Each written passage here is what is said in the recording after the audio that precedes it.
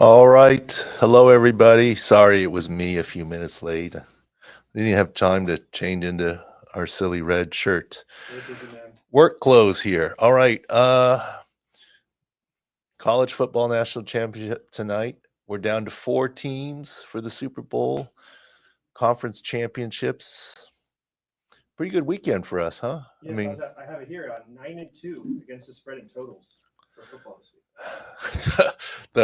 the best one, and all injury based, is our the over. The numbers jumped off the charts for Washington versus Detroit, and 55.5, yes. that was going to come due eventually, I think.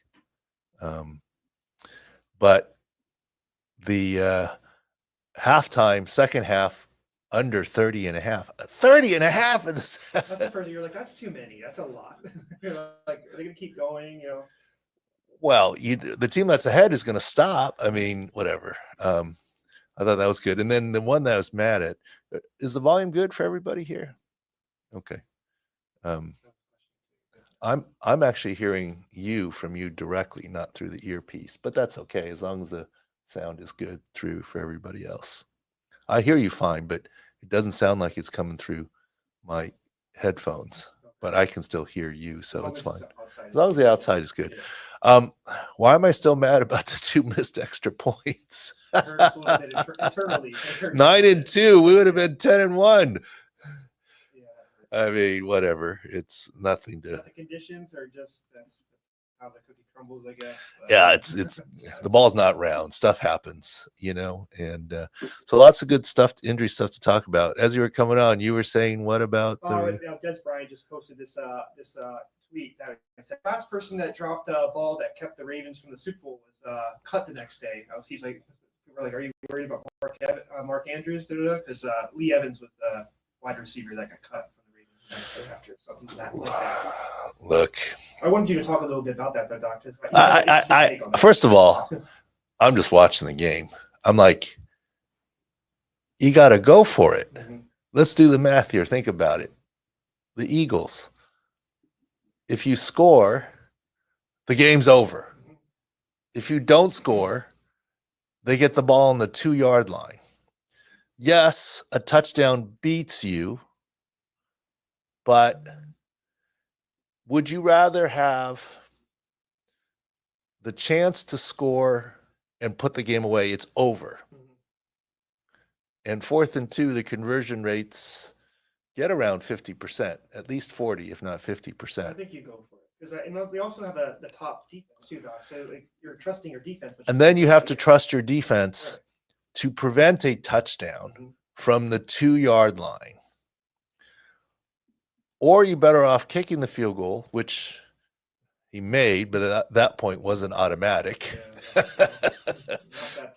Yeah, and giving them the ball at the 30, up 8, needing the 2-point conversion, but you're going to be playing kind of a prevent defense. So you're going to give a prevent defense from the 30, 4 downs to get a first down. And then you have the 2-point conversion versus icing the game 50% of the time. A touchdown does beat you, but you're on the 2-yard line and you're not playing prevent defense. I don't know. So it came down to the 2-point conversion. If it was a Washington-Detroit game, I would assume that both coaches would be going for that, right? But here's the other thing before Des Bryant starts cutting Mark Andrews. Yeah. There was 1.5 minutes left on the clock. Right. I mean, what are the chances of a field goal back the other way to win is still. So that I think was still out there for even if Mark Andrews catches that. We'll break down the catch too a little bit. Like so many people say his fault. That's his fault. He dropped the ball. Yeah. No question. He didn't catch the ball. In his defense, no question, he should have caught the ball. Mm-hmm. And I'm not trying to blame Lamar, but low is a difficult place for a big man to catch the ball. Why did he not catch the ball? The placement of the pass, not perfect. The wet conditions, the poor footing, not perfect. But more importantly, he wasn't in the end zone. I think he drops the ball because he knows that if he catches it, and he could have made a more, let me dive down to catch it. He's on the half-yard line or the 1. He's touched and it's over. He knows he has to reach and catch it, but still be in a position to get into the end zone. Right. Now, does he have the angle to see that he probably could have gone to the ground to catch it and rolled in because the defender wasn't that close? I don't think he has that perspective. He just knows that if I go to the ground and catch this, I'm on the half-yard line or the 1. Right. And all he has to do is touch me and I'm done. So I think that's why he doesn't go all the way down. And he's backpedals and he's doing a couple of things like, I got to catch it and fall into the end zone because of the type of play that it is. Mm-hmm. So yes, should he make it? Yes. Is he going to be? Yeah, I get it, but I don't think that was as bad. We can go back to, Pete Carroll made a bad call. Oh, the Marshawn Lynch play. The Marshawn Lynch didn't give Marshawn Lynch the football. I'll still argue they made the right call. I would argue that they put in 3 wides or 4 wides, and New England in Super Bowl 49 put in goal line. Yep. There's more D linemen than you can block. Butler was one of the few guys out there that was a D-back, yes. I'm sure they were planning to spread them out and then run Marshawn Lynch. Yeah. But once you put in 4 wides, and once you see they matched you with goal line, you got to go, we can't run the ball with Marshawn Lynch anymore because you can't have 2nd and 4. You can have 2nd and 1 from the goal from the 1. Yeah. So you throw the ball.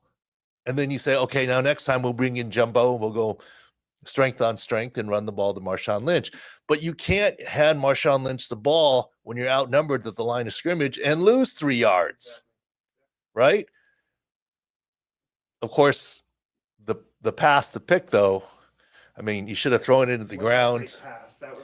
And the receiver should never let the DB cross your face. And that's an execution issue. But anyways, we digress. Back to the subtleties of football here.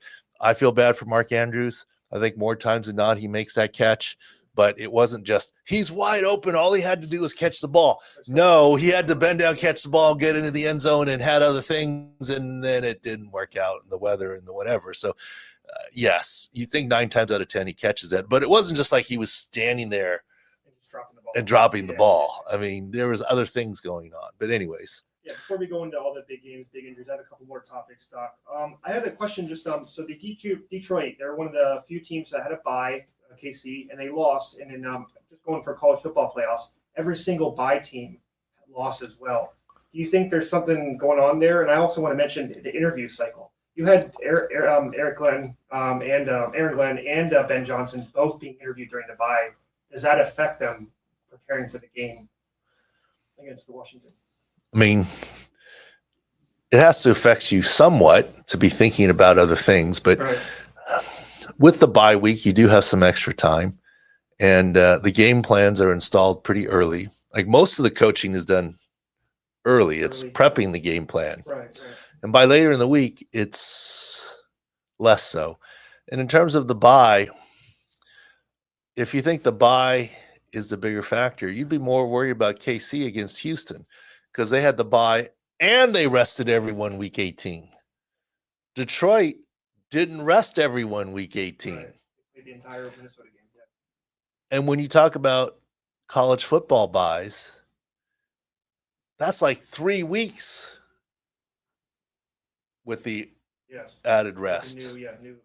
This is just less time. And no offense, but college kids versus professionals, I don't think the bye had a lot to do with it. I think we internally, Six Score, were like, boy, we know Detroit's defense is banged up, but they've been doing it. How? With mirrors defensively. Boy, is 9.5 points enough for Washington? Detroit's been so dominant. But we did what we're supposed to do. let's forget about the colors of the helmets and the logos. Let's look at the injuries. And we're like, if we believe in our process, we have to take Washington. Now, we didn't say Washington money line. We did say Washington plus the 9.5. A little bit too many points to give such an injured defense. Yeah, and especially with a mobile quarterback that Detroit hasn't really faced much. So the injuries were coming home to roost eventually, and they did. I feel bad. I wanted Detroit to move on, but yeah, I think that's just what the injury said. And no matter what you say, these still aren't the starters. He lost so many guys on defense. The D-line was ransacked, right? Davenport, Aiden Hutchinson, Pacheco, Lee McNeil. Those are all starters. That's a whole starting D-line right there. Is difficult. Anzalone coming back helped, but still no Carlton Davis. No, yeah, there's just a lot going on there. And it finally came home to roost, no matter how great of a job Dan Campbell and Aaron Glenn did. And the Commanders deserve credit, and Jayden Daniels too. I mean, you got in the NFL, I'm not banging on your school, but I guess that's my go-to analogy. Yeah, it's not Alabama versus San Diego State, no matter any way you look at it. Okay, yeah. The talent difference is not that. Yeah. Anyways. Next one I had, I saw Chase Daniel posted a video on that Mahomes roughing the passer, and I see you commented. Walk through and tell me your thoughts on exactly what happened on that play. Will Anderson on Mahomes. There's lots of examples. Okay, I'm not a refereeing expert, but just being a student of the game. The head referee, is responsible for the quarterback and the right tackle usually, and this side of the line. The umpire is now responsible for the center on over. And so there really only is one person that's supposed to call roughing the passer. Eyes are everywhere else along the field. And Chase Daniels was making a valid point. His point was it roughing? Was it not? You can look at it from all the different replay angles, right, but the referee has one in real time, and it was from behind Patrick Mahomes. That's where the referee's standing. Okay. And if you're standing behind Patrick Mahomes, all you see is here comes a guy, his helmet is high at head level, and Mahomes snaps back, including his head. Yeah. Is it optical illusion? A little bit. Is it Mahomes also, right? You got to give that call to him 9 out of 10 times too? Or well, you got to also understand the rule book. Mm-hmm. The rule book literally says, when in doubt, throw the flag. It's pretty self-explanatory, yeah. It's, I think, the only rule where they say, if you think it could be, throw the flag. Do it, yeah, okay. Now, when in doubt, rule them out for head injuries, but that's not a penalty. And that's the only penalty I'm aware of that has that immediate, yeah. It's 50-50, you throw the flag. Mm-hmm. They're telling you, when in doubt, throw the flag. Like, don't second guess it. You get hit, yeah. Now, should this really, penalty reviews from a second angle? We've talked about face masks. Okay, it's a different discussion, but I could see the human error in that process. That's all. Next topic I had, I don't want to beat on a drum. I think we've brought this up every single podcast, but I did see Goodell reaffirm your 18 season, games list. Just what you've been saying for years, it looks like that. Well, look, I've been saying it for years and it didn't happen. That's because the NFL's smart. They were always going to do it when they get to 18 games. And now you have the international games now. So that 18 games, 2 buys. That's the way it's going to be. Yes. President's Day weekend, Super Bowl, take away a preseason game. You got to have 2 preseason games. You want to know why? I do not know. You need a dry run in your stadium. It's not about the players. The stadium needs a dry. Yeah, that makes sense. The stadium needs a dry run. Yeah. The ambulance people, the lights, the new stadiums, the concessions, all that. It needs a dry run. Okay. So you need a home game to get through any bugs. What about just one preseason? Is that too little? Or one preseason? What about the other? Well, then one team doesn't get a home game. That's true. Yeah, so it's never going to go below 2. You're right. Yeah, that makes sense. Yeah. So the way they're going to do it is they're going to add a game, take away a preseason game, add a second bye week. Now you get to President's Day weekend. Mm-hmm. That's the pattern, but that's fine. One more thing about the refereeing. There was a lot of, oh, really? Jared Goff got jacked and he returned to the game and he cleared. Look, they brought him in, they evaluated him. Teddy Bridgewater played a series. He did. It's not like they went, oh, yeah, you're good. They brought him in, they evaluated him. The independent neuro, admittedly Detroit-based, lots of pressure, but still, they're not going to do anything against their license. And he returned.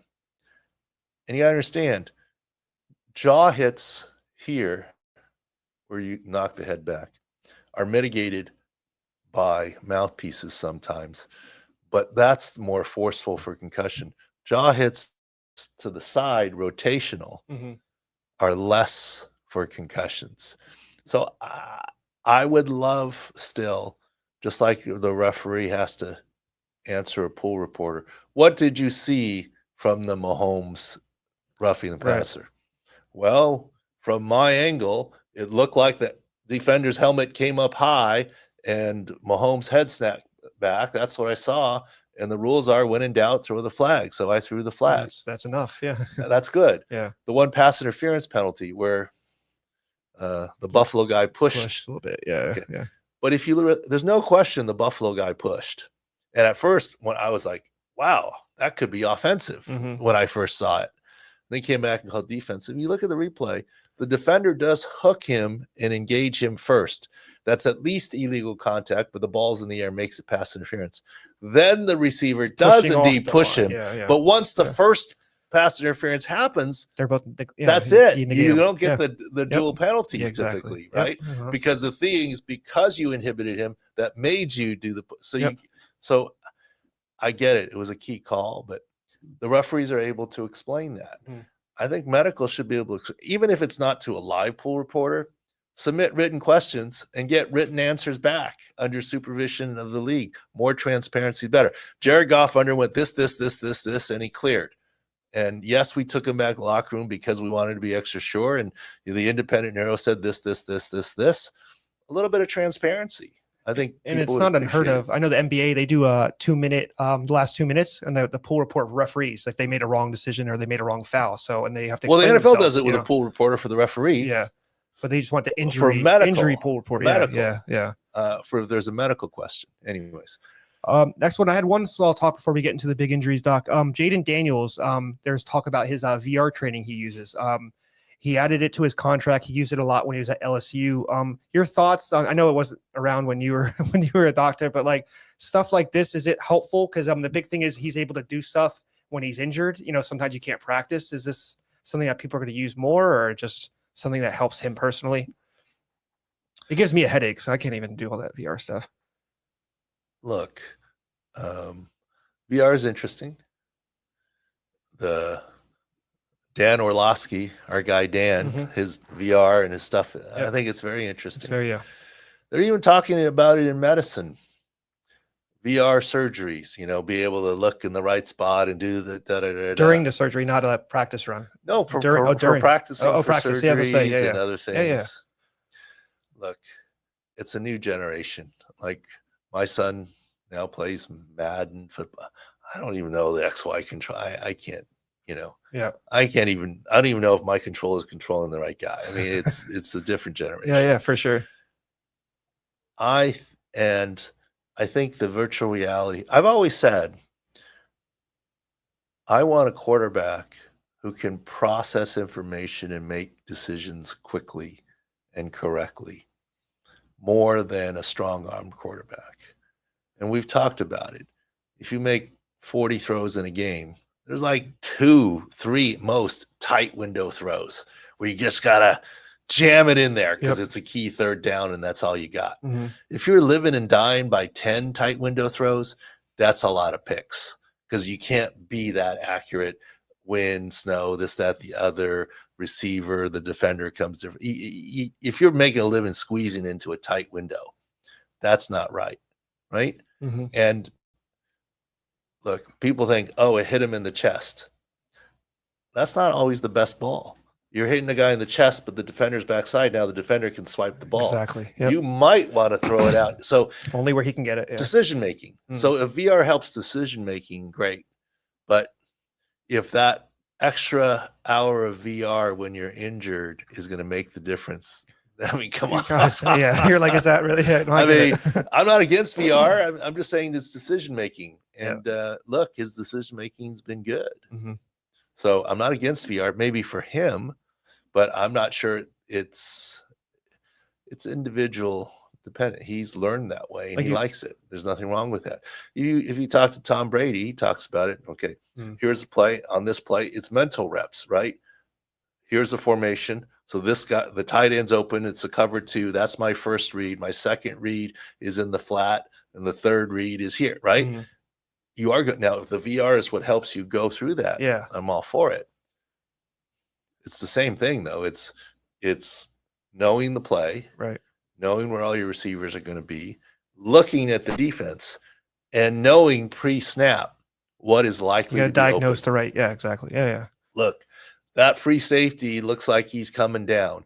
If he bites on the in route, then my X receiver is going to be open over here. If he doesn't, then it's my Y receiver over here, right?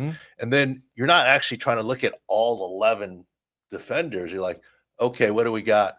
Okay, this guy's going to be this is the Mike linebacker. This guy's the key. He's going to dictate where I'm going to throw. Does he take away the inside route or does he stay back and over the top? Is he going to take away the middle of the field or am I good?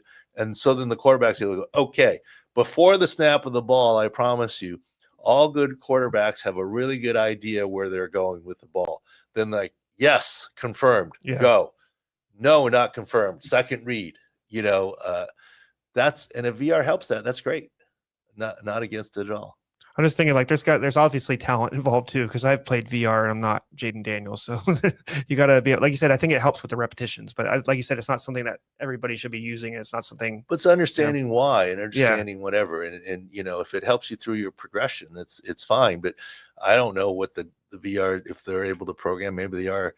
Here's a situation where the safety comes down, or here's a bailout from a blitz. I would assume they could, the way, but if it gives you good mental reps, I'm great, no big deal. All right, Doc, we'll jump right in. Everybody's been asking the same question. This is the first game of the playoffs this week. Washington Eagles. Tell me your thoughts on Jalen Hurts and what you saw after you returned to the game.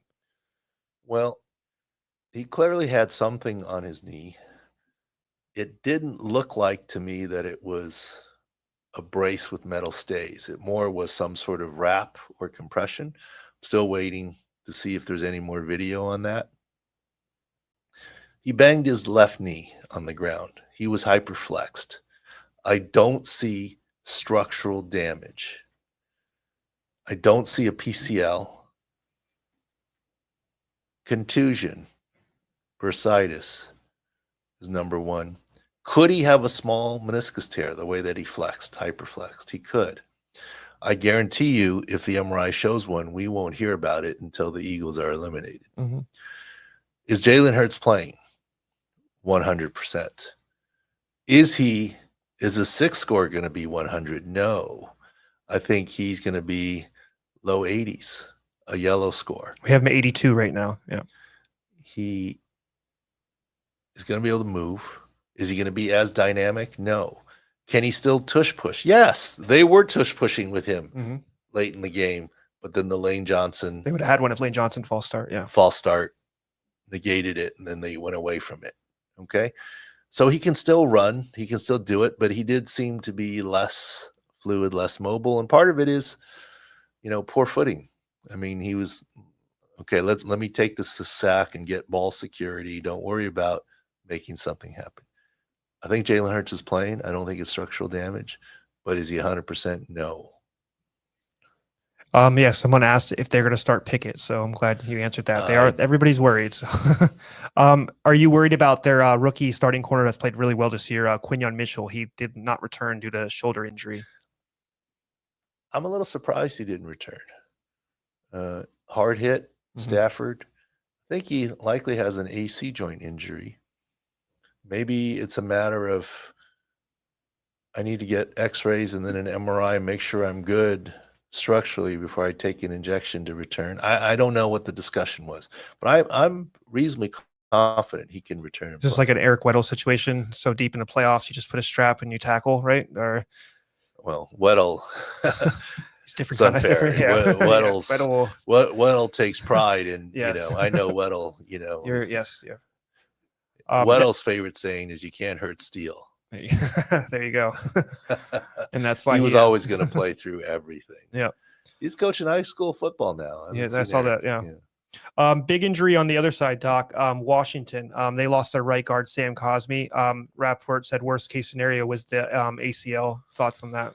Well, he got rolled up on. We knew it was MCL. The worry is how much more and if the ACL was involved. And unfortunately, he's done for the season, obviously. So that's going to be a loss for Washington there. No question. Is there any overarching thoughts in this game? Washington, you think they're going to keep scoring against this number one defense? They did Detroit Lions defense. Remember the smoke and mirrors? It just seems like this is the team that's not supposed to be there, right? If you look at the four teams, so good for Washington to be there. There's the reason why they're here, right? So, well, I mean, look, Jayden Daniels has done great. Dan Quinn and company, they're doing great. Sam Cosmi, we'll see what happens. Here's the dilemma for a mobile quarterback like Jayden Daniels, like Lamar Jackson. Do you mush rush him like the Bills seem to be doing? Then you give him all day in the pocket, and he can find some people downfield. I mean, Lamar is a good pocket passer, yes, especially if you give him time. Jayden Daniels is a good pocket passer. Or do you flush them and make them run? Now their feet are weapons. But to me, Vic Fangio has to find a scheme, a happy medium. Maybe there's some mush rushes and some all-out blitzes. There's some spying. But I think the number one thing that I would do is I probably would do a combination. And what's the combination? I would rush the heck out of him from his blind side, left side. Okay. But on the right side, that he seems to have a propensity to roll out and go on. Keep a spy or something there. That is contain rush. Yep. The left defensive end, your job is to contain. Do not let him outside of you. And the left defensive tackle, do not let him inside of you down the field. You two guys got to contain. You guys over here get home. I have some information on that, Doc. I had me look at that. 14 out of 17 games that they played a Fangio defense, the quarterback has gone under his rushing total. And 3 of them, it's Lamar Jackson with 79. My thinking, it's hard to stop him, right? Daniels, the second game, the one that won last second, he went over. The first game, they did contain Daniels under 20 yards. And then Bryce Young, he had a long run to get 27. But 14 of those 17 also all under 20 yards too. So he does have Vic Fangio and any defensive coordinator in the league are way smarter than I am on this stuff. Yeah. So all I'm saying, if I see it, they're going to have to come up with something. You cannot let Jayden Daniels escape to the right. No. And you've seen on video. But you can't just pure must rush him because he's accurate. Pick you apart. Yes, exactly. So you got to have some sort of happy medium there. And you need some turnovers too, because Lamar was looking well, but if they didn't have the turnovers, they would probably put some more points on the board. The next game, Doc. I really like Lamar's answers after the game, defending. Look, turnovers is my turnover. Don't talk about Andrews' drop. I wish he would have said it, and the pass wasn't in a perfect spot either. But I mean, did you see Dan Campbell too, just saying it was my fault, my fault? How did you respond to that? I didn't know if he needed to say that. To be honest, I don't think it's his fault. I think it's is that just him just taking it all himself? He's the coach, kind of guy he is. Yeah, but that's what. His job is protecting the players. I like Dan Campbell a lot. I mean, it's going to be interesting if Ben Johnson and Aaron Glenn can be successful in other places. The one thing I'll say, the difference between all of them, I think Dan Campbell is so authentic. I don't know if they go to the other jobs, they are different from how they're acting, where they are now, right? Look, I'll say this. Live by the sword, die by the sword. Detroit has been very successful this season doing the unexpected on offense, right? the Dan Skipper this, that. David Montgomery threw a pass, but I think they all don't want that Jameson Williams pass happening. Yeah. Yes. Right? Mm-hmm. Live by the sword, die by the sword. Yeah. Right? It's been working until it doesn't, right? Yeah. Yeah. And the other thing I'll say, and I'll say this again, I don't know Ben Johnson. From what little I've seen of him, he seems like he's a great coordinator. Does his personality translate to being a head coach? I don't know. He needs to be himself. I'll tell you who he's not. He's not Dan Campbell. Oh. That's just not his Glenn's persona. closer to him because they're the former players. They probably can respond. I don't know. Ben Johnson shouldn't act like that. It would be wrong. I think he will agree with that. Fail yes. if he tries to be Dan I Campbell. agree with that. He just needs to figure out who Ben Johnson is and be Ben Johnson. My question is, look, the league has a habit of doing what? You're a great offensive coordinator, so we're going to make you a head coach. You're a great defensive coordinator, we're going to make you a head coach. Promotion, yeah. Not bad, but I would argue that every great VP of sales or every great VP of manufacturing in a company doesn't make a great company president. The roles are different. You may run the greatest sales force in the world and you really run a great ship or a great department. But does that translate to leading a company overall in dealing with shareholders and inspiring your VP of sales and VP of manufacturing and what have you? The roles are just different.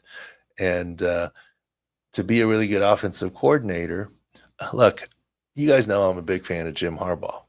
I think part of Jim Harbaugh's success is he makes a great president or CEO. He's not the OC.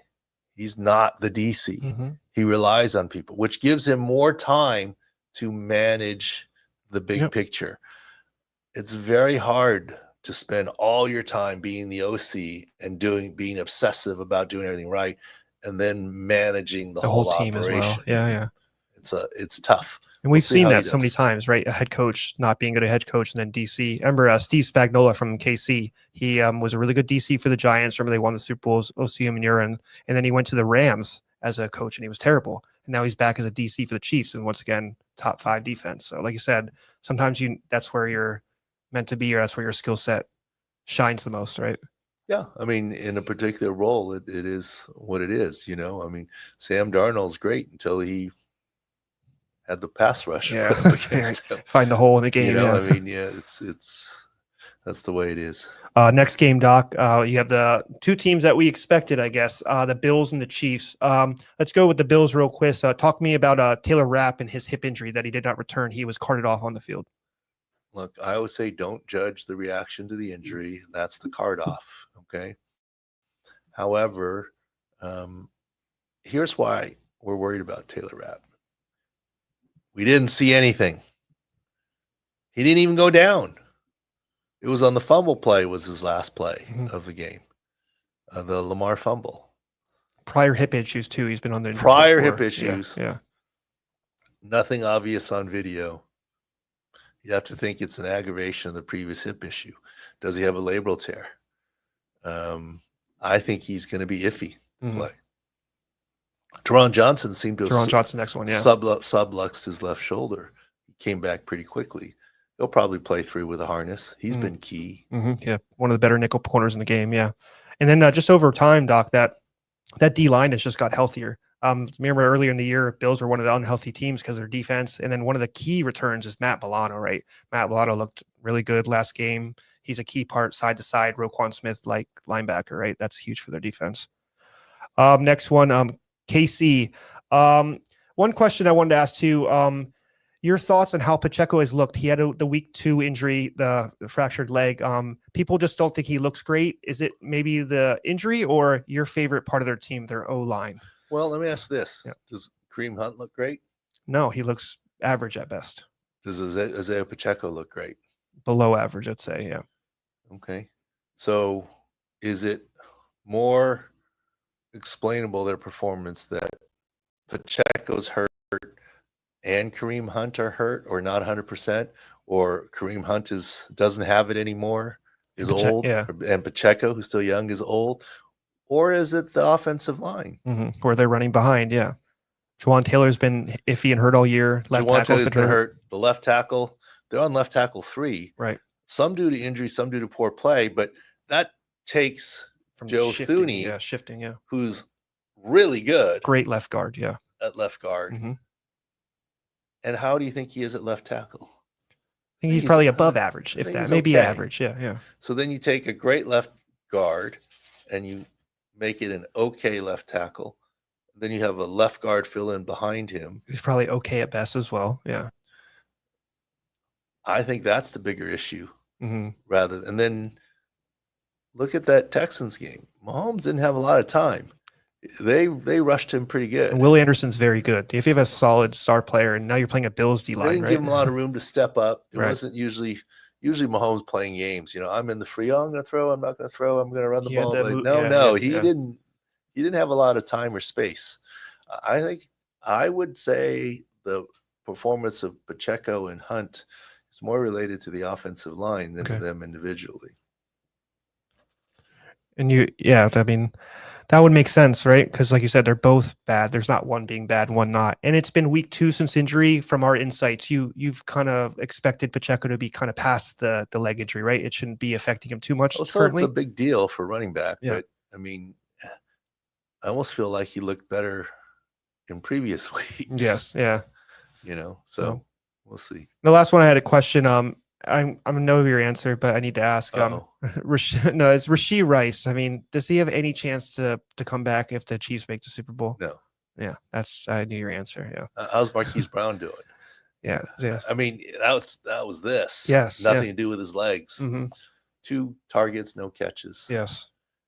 He could do something.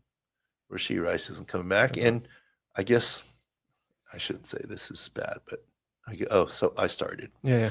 I guess my prediction is right. Aiden Hutchinson's not coming back. Yeah, you did say that. You're mean. It's not mean. It's just mean to Lions fans. Yeah. No, I'm just saying. I still don't think he was coming back. Yeah, you can't speed up biology. That's what you always say. I didn't think he was coming back anyways, but now we won't get to see. Or I guess you could say, he's not coming back for sure now. All right, Doc, that's the games. The final topic I want to talk about, we do have the national title game for college football tonight. A big little injury thing I wanted to talk about. Left tackle for Notre Dame left the game last game, did not return. Right guard left, came back. So there's going to be some pretty decent O-line injuries for Notre Dame, and they've had them all year, and they've solidified them a bit. Now you have this game where you have Jack Sawyer, top first-round pick, going against that left tackle. It seems like it's going to be an issue for Notre Dame's offensive line. Well, I know I try to keep you away from the college, but college is look, I don't watch as much college, every snap of the NFL, but I don't watch as much college stuff. And obviously Ohio State, since Michigan, has done very, very well. Yeah. It's a funny world. I think with NIL, it makes it harder to have backups. Yeah. I'm just saying. Yeah. Because you're missing out on a check or money by sitting on the backup. Well, not a lot of programs can fund everything too deep. Okay. So what do? You start by funding it 1 deep.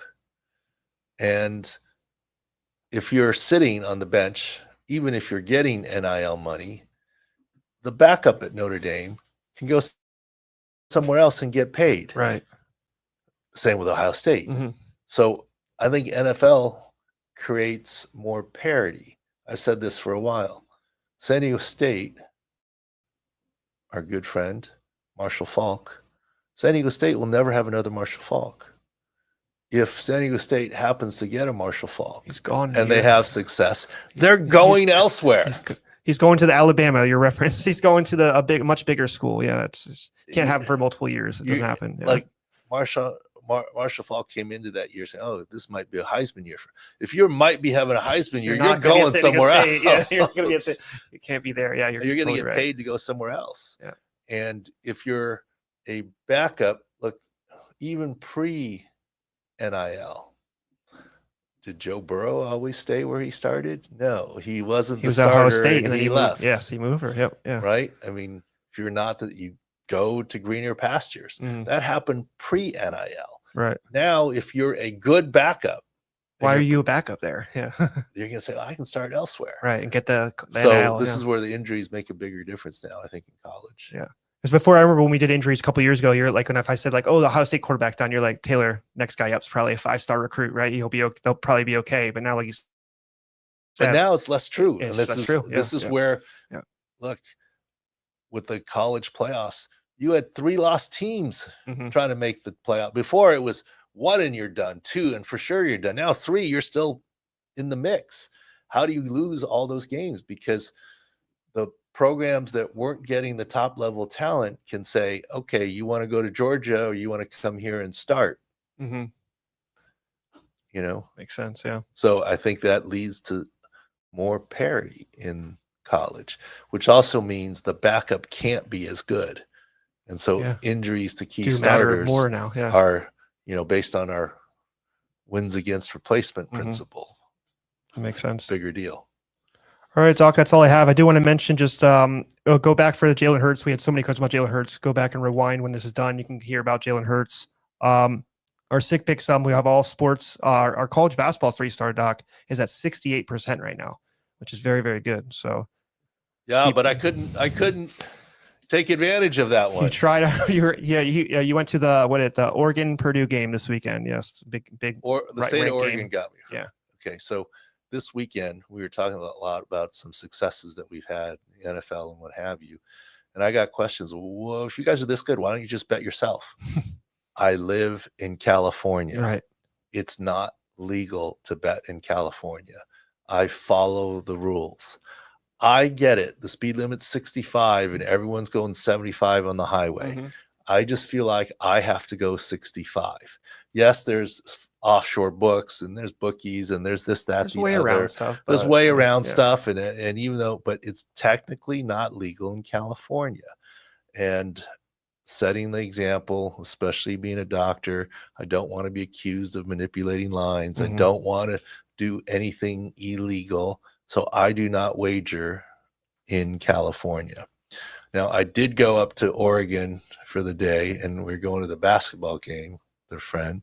I was like, oh, this will be fun. I'll put a little money on this game.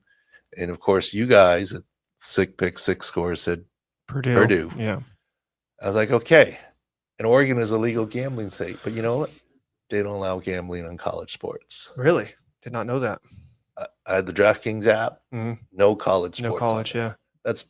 So gambling is legal, but only on professional sports. No Okay. college sports in Oregon. So I did not take advantage of your 3-star pick, and Purdue go, dominated pretty well. Yeah. But I did. I had some. I don't even know when I started this DraftKings account. Well, probably when I was in Arizona for a Right. Super Bowl Yeah, or something, right? yeah. I mean, where it was legal. I opened up the DraftKings account. There's a little money in there, and I did put money on the Chiefs, and I did put money on Washington. Okay. Yeah. And I did parlay the Chiefs to Washington. There you So go. Yeah. There's The count is bigger now. Whenever you the go count is back. bigger, Yeah. but yeah. I can't even see my Yeah, I was gonna account. say, you don't even know. You can't even log in when I'm you're not, here. I'm Yeah. not geographically in a state where I Yep. can look at it. But I was 100% legal. I was in Oregon when I did it. Mhm. And by the time we got the results of the game, I was back in California. So I couldn't open it up. I was trying to help you. I was trying to give you Purdue, the spread, and then you trying to take Oregon money line because you were there. I was trying to find a middle ground for you. No, Yeah. but I couldn't take advantage Yeah. of your good Yeah. college Yes. college basketball stuff. But that's why I don't gamble. I live in California. Right. That's it. I do have something where I'm going to be in Vegas for something and over conference championships. Mhm. I'm quite sure I will put some money down in Las Vegas. Right. It's legal. So wherever you can. I mean, yeah. the speed limit there is 70. So Mhm. I'm going to go 70. Yep. Speed limit here is 65. I'm Keep going it 65. That's Yep. all right. Thanks for listening, watching. And last season we were super hot wild card weekend. This year it was the divisional round. And yeah. we're not done with all the scores yet, but I think there's going to be something in the conference championships too. I think there's going to be some good We'll stuff keep on here. grinding away. Not Yeah. only that, you do have something for college football. We have tonight. released our college football picks. Yes. Yes. For the national championship. Absolutely. Game. All right. Thanks for watching, listening, asking questions. We'll keep up with the halftime injury chats. Was it bad that it was snowing in both games on Sunday, and I was doing halftime injury chat from the beach. Of course, Sandy, of course. But was I that don't bad? think it's bad. I think, but if it might look bad, yeah. I just think it's like some of the stuff when you're like, oh, when you send the videos and you're like, in Montana or something. But that was you're in a worse situation than we were when you sent those, because it was sunny where we were and it was cold where you were, but you flipped it around. No, but here, I mean, I don't know. I wasn't trying to tease anyone. No, I no. mean, I live It's in just San Diego, where you are. and the kids were at a birthday party, this big plunge by the Yeah, Belmont yep, Park. yep. And so the dads were around the corner watching Mhm. the game, and it was loud inside the sports To go bar outs- yeah, restaurants. I had to go outside. So the beach. What do you want? You want to look at my face, or do you want to look at the ocean? You decided correctly, yeah. but also the reason why is so you understand. Like normally, I would hold the camera this far away. Mhm. But when it's quiet, you can hear me. But when you're outside with the ambient noise, you got to get really You got to get close. closer. So Yep, you really yeah. want to, That's an even close-up shot of you. Yeah. I mean, you don't want to look at my left eye Yeah. or my pimple on whatever, There you go. or whisker or whatever. I mean, so I just turned around to the sunset Yep. and the You had other a good way. view there, yeah. Might as well. So it is what it is. All right. Thanks for watching and listening. Appreciate you guys. More to come. So who do you think? All right, around there. Who's going to the Super Bowl and who's winning? I think it's going to be Philly Buffalo. And who's winning? I think Philadelphia is going to win. Doug. Eagles all the way. Oh, you have to root for the green team. Yeah, it's true. He does. He's got to stick to the color scheme. Yeah. There was an interesting stat. What about you? You can't. Wait, there's Okay, an interesting go on. stat. You can look it up. Mhm. The Super Bowl logos and the color scheme I've looked this up. I know what you're have talking been about. strangely predictive Yes, they have. of the two teams that are in it. You are right. I've seen that before. Yeah. And if you go by the pure usage of the colors, Mhm. it would have been Chiefs and Green Bay Packers because it was the lighter green, not the Eagles. It's not green. yeah. And the red, Mhm. right? That the New Orleans Fleur-de-Lis logo.